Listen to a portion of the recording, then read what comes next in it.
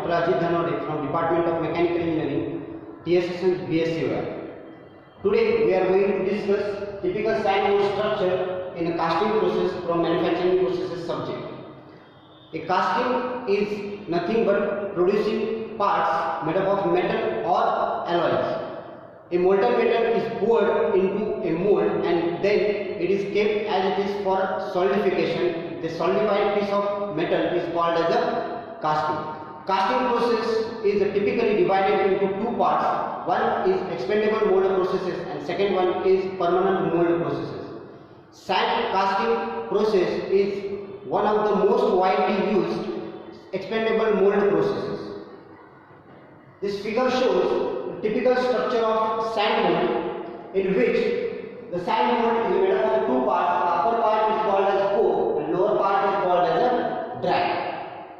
The line where these two parts separate is called as a parting line.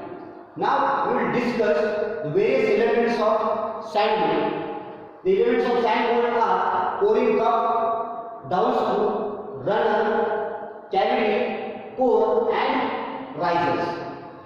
Pouring basin is enlarged section provided in order to get smooth pouring of molten metal into the cavity.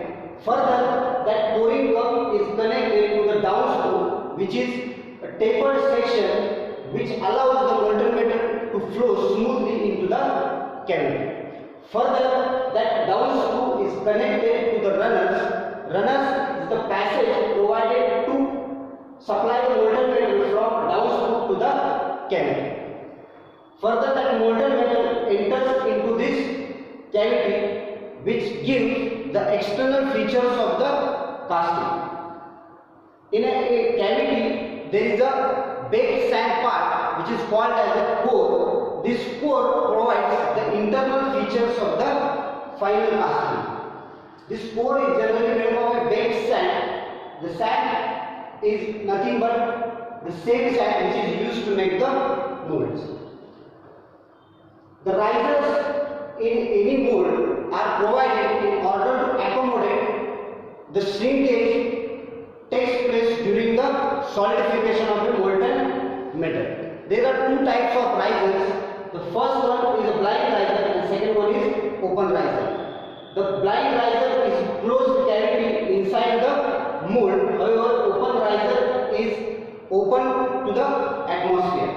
Further, this whole mold structure is kept in a flask. It is called as a mold flask.